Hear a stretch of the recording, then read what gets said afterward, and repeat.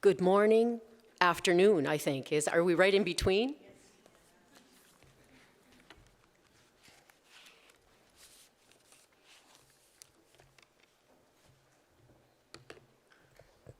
Can everybody hear me and see me?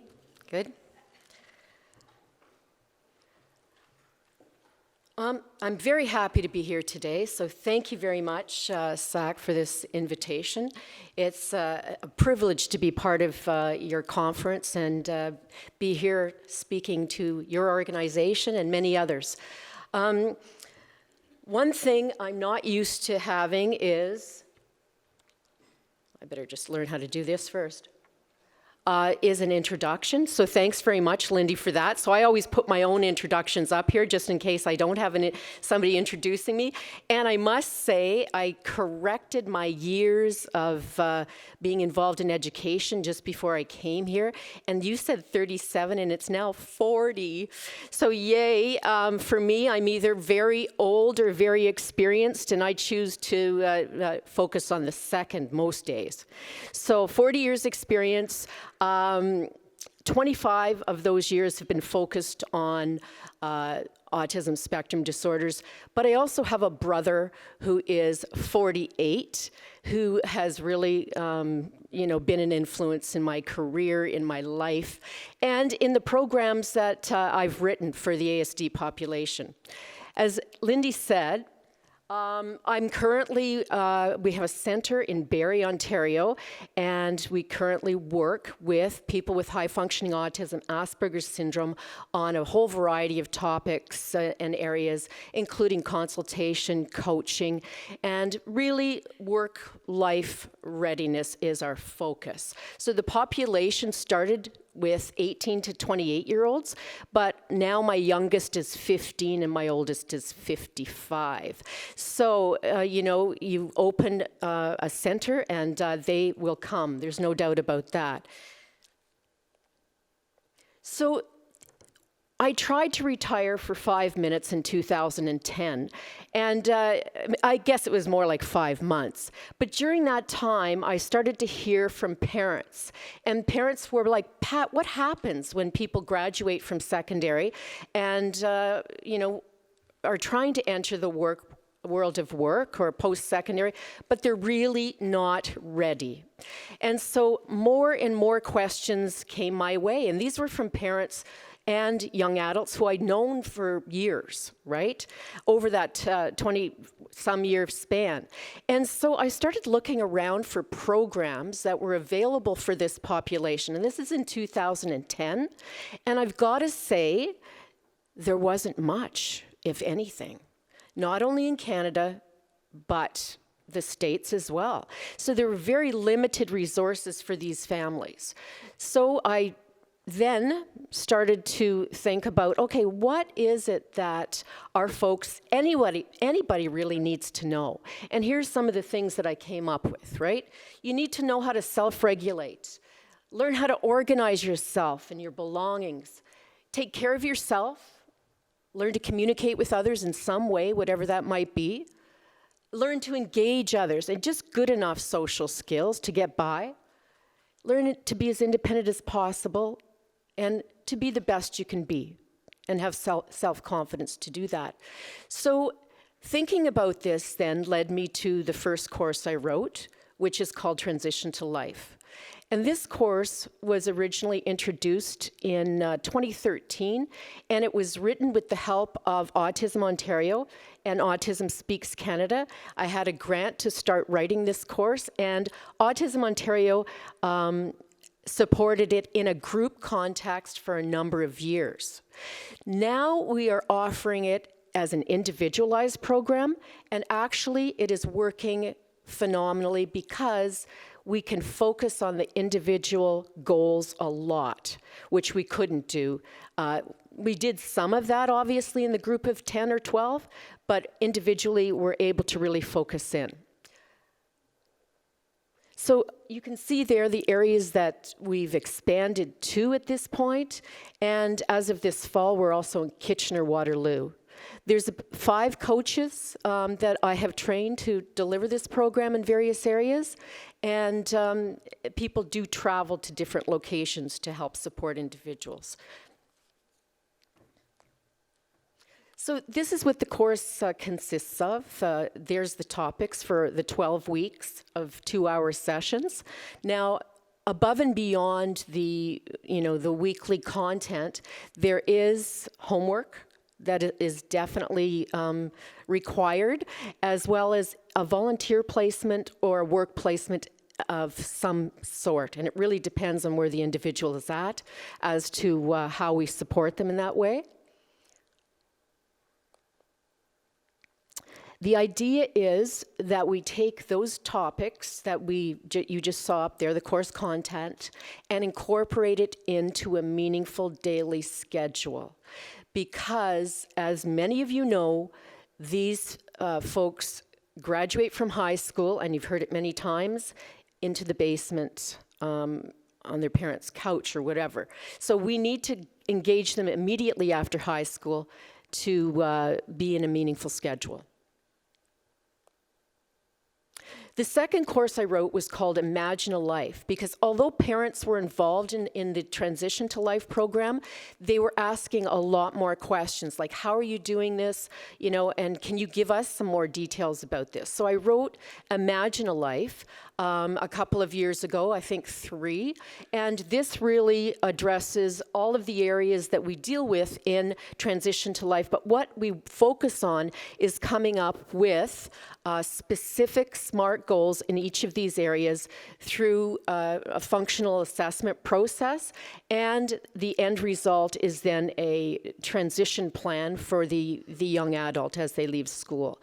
And so parents really enjoy this whole Imagine a Life program because it gives them the tools to carry on after Transition to Life is finished, because that's what we want to make sure. 12 weeks is a very short period of time to help people in transition. We want to make sure that the parents are well aware of how to maintain those skills.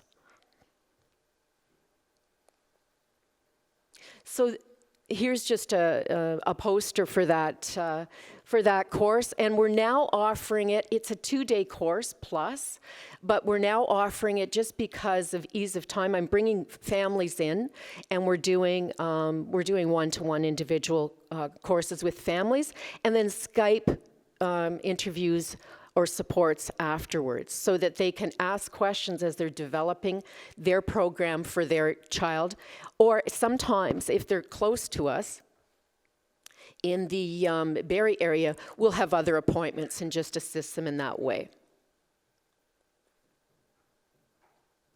The third program, Prepare for Life. So one was developed out of the other almost, right?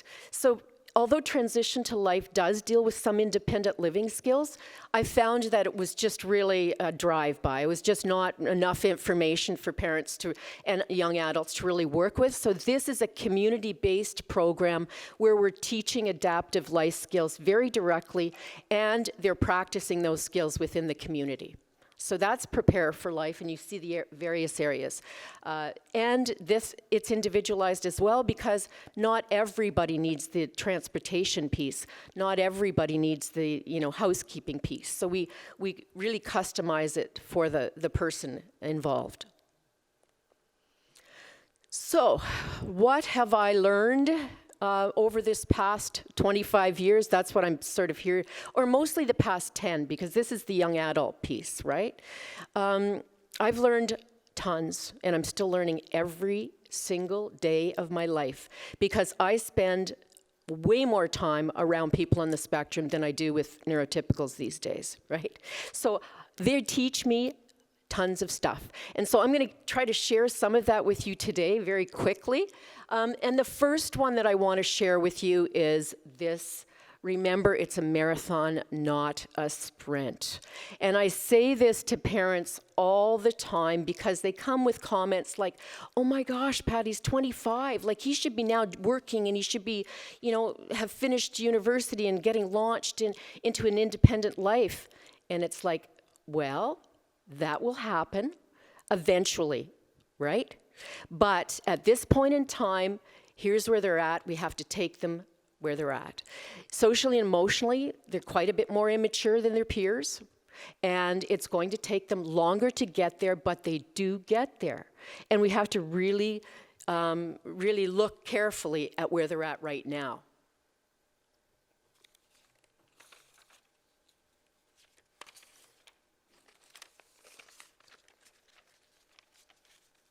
So the key learning there is it takes much longer for them to launch.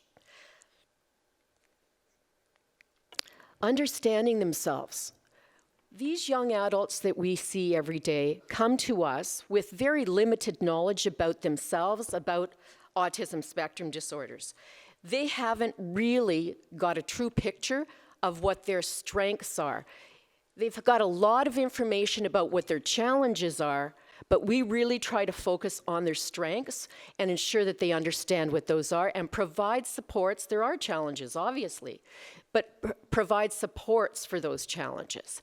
So we spend a lot of time building self-confidence.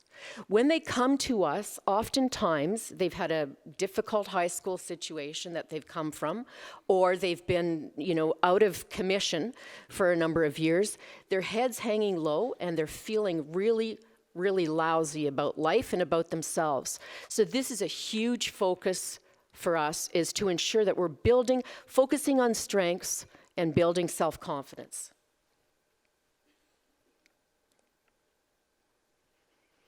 Goal planning. Well, we see both ends of the spectrum. I'd like to be the President of the United States. I'd like to be the Prime Minister of Canada. I'd like to be a movie director. Or the opposite. I don't know. I don't know. I don't know what I want to be. I have no goals. So you hardly see anything in between, right? For the people that come to see us. So we spend a lot of time on goals and goal setting. And once again, taking them from where they're at right now. And if in fact they're saying they want to be, I've had this happen, the Prime Minister of Canada, then we're looking, instead of dashing those dreams, saying there's no way that's going to be possible, we go to the facts. Because our folks function best with knowledge and facts, and we look to see what the background and education of, the previous prime ministers were, for instance. As soon as we got to that, he said, well, I'm not going to university, forget that. So we had to, we look at other things. But you take them from where they're at. When they have no goals whatsoever, we build into their schedule, very slowly but surely, small goals. In the health and wellness area, I'm going to walk for 15 minutes twice a week. And we praise every movement towards that goal, right? Every little step is a big deal. There's no time like the present. Some people come to me and they say, my child had such a difficult time in high school that I think what I'm going to do is just give them a couple of years off because, they need a rest. High school was very, lots of pressure. And some people come 3-4 years later when the child has had that break for that length of time. And I think what they're trying to do is just support that individual in their mental health. They're trying to give them time to recuperate, really. But what ends up happening is they begin their own structure, which is not what most parents want to see, right? They take on their own schedule, which usually involves pretty well what they want to do, and oftentimes it has to do with computers, gaming. Not always, but often. So it's really important that there's no time like the present.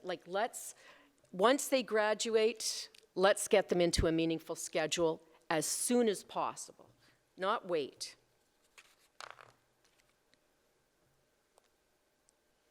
Now, this is something I didn't understand the importance of. And a coach doesn't have to be a paid person. A coach is somebody other than the parent. Because by the time a young adult reaches, the age of whatever it might be, 21, let's say, they do not want to hear from their parents every day about what they should and shouldn't be doing. And I'm a parent of 20-somethings. That's what we do. We want to guide, we want to support, but these folks are trying to become their own people. They're trying to become independent, so they need somebody that is independent of the family to help support. And often parents say to me, I cannot believe they listen to you, right? My kids don't, but I can't believe they listen to you so carefully and they do these things. I've told them some of the same things. Yes, you have, but you're not the parent. So a trustworthy person, they're very isolated oftentimes, a trustworthy person over and above the parent to engage with them is really very helpful. Oh, and this is an important point here, and direct teaching is necessary on the skills that they don't have. Many of you probably know that. They don't pick up skills by osmosis. So we need to direct teach. Who's going to do that? And often a coach or a family friend or somebody that's out of the family situation will have better success.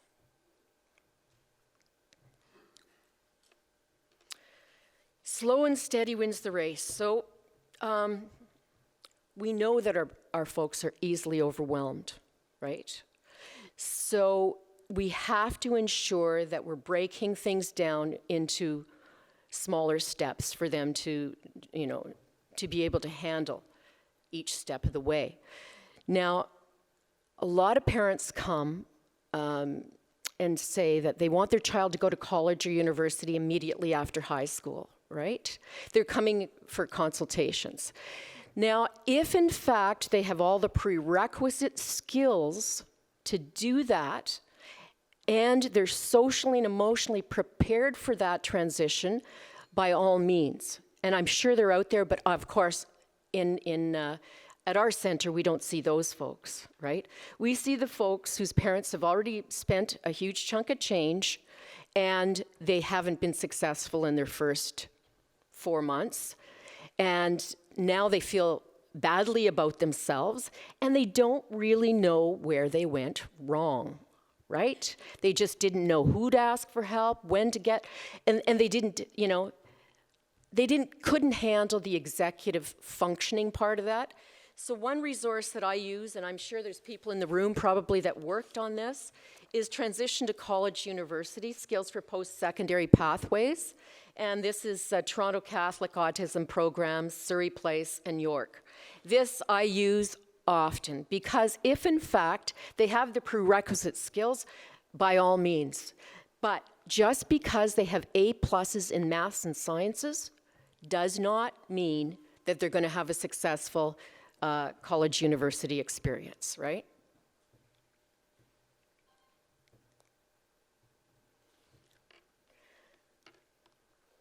I like the ending to this. Good things come to those that wait, but better things come to those who work for it. A lot of the time, our folks haven't had very much work experience. So parents are saying, get a job, get a job. It's time to get a job. And that's why we exist, because there's a whole series of things you have to do before getting a job. It's work readiness skills. Our folks oftentimes are nowhere near ready to get a job. Right? There's all those prerequisite skills that have to be taught and supported in volunteer placements and a variety of volunteer placements before they go there. So we teach a lot of work readiness skills, expectations for the job. There's a lot of great resources out there now, and we use those as well, but they're just simply not ready because their chronological age might make you think it is. They are. This is one of my favorites, and I say this to my folks all the time. You can lead a horse to water, but you can't make them drink, right? So people will come into the office with their child, and the child will say, I'm not taking this. I'm not coming here. I refuse. And I say to the parents, you know what? Well, maybe it's not a good time right at this moment in time, for them to get coaching, because they have to buy in to some degree. They have to be ready to accept the information and to implement it into their daily lives. Now, motivation for them is, you know, an issue. So sometimes the motivational factors can be dealt with. Sometimes they're just really, really worried about engaging in something new, so we can deal with that. But if they're totally opposed, it makes it very difficult to, you know, to change that way of thinking. Not that we don't try.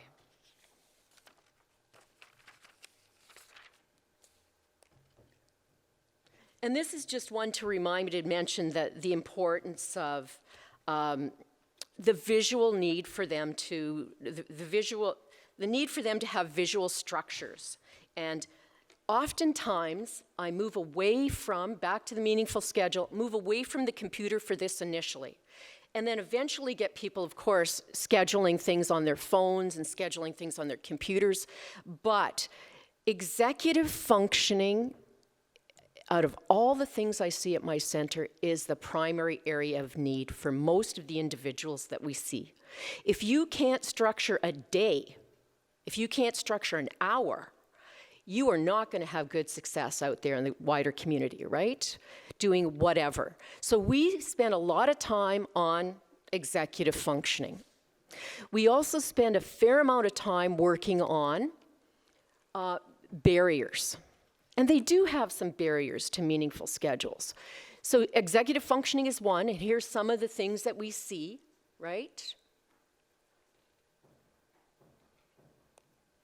And here's some of the things that we suggest. They're reward-based folks, right? So while I'm working with them, for instance, we have a lot of, in Barrie we have Georgian College, so we have a lot of students coming to us for support. Build in some rewards into your schedule. So it's not just all day long, you have to work on those projects for school or whatever. We are still we build stuff in, rewards for ourselves all the time in our schedules. So teaching them to do the same is really valuable. Lots of difficulty asking for help. I am not sure why that is, quite honestly, but they have to be taught to ask for help, right?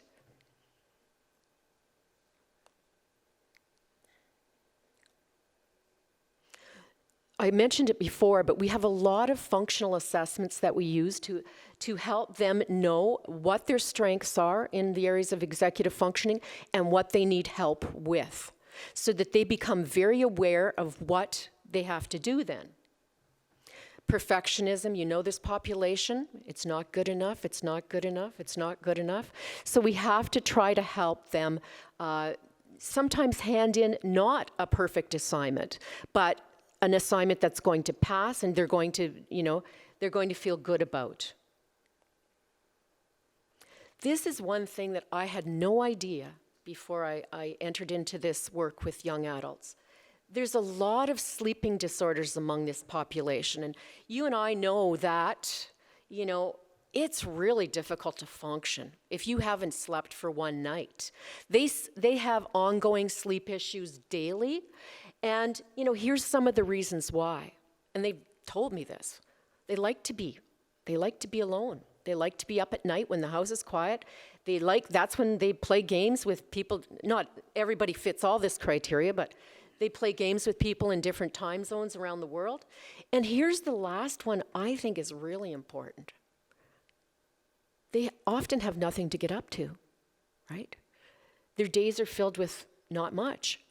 Because I've seen sleep schedules change around dramatically because they've had a daily 10 or 11 o'clock volunteer experience that they've had to go to, right?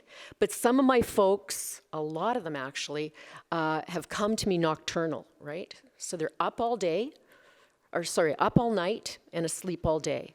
That's a hard schedule to turn around, really difficult. So, you know, this is just sleep hygiene stuff, but parents have to be involved with this with their 20-somethings. This is not something that typically you're involved with, but for our people with ASD, you need to be.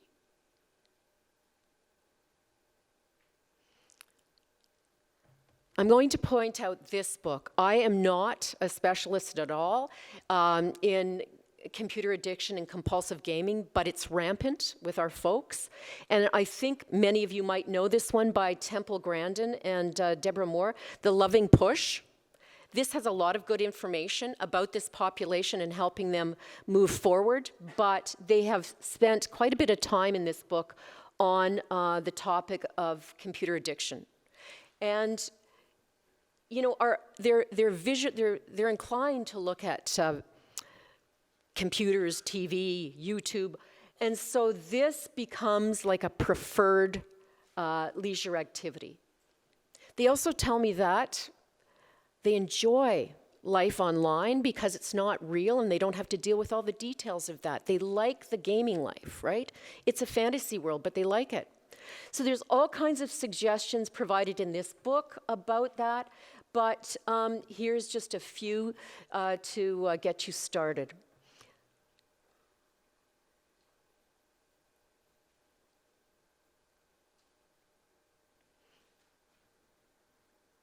And I'm sure parents have tried many of these things and they're still frustrated, but my favorite is discuss the injustice of their wasting too much time gaming, because you know how how focused they are on you know, what is right.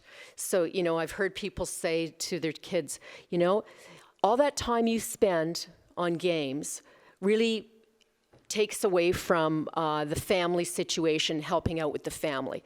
So it's almost a guilt trip, but because they've, you know, they say it's unjust, they buy into that sometimes. All right, so I don't know how much time I have. Am I flying right through this? Oh, good, okay.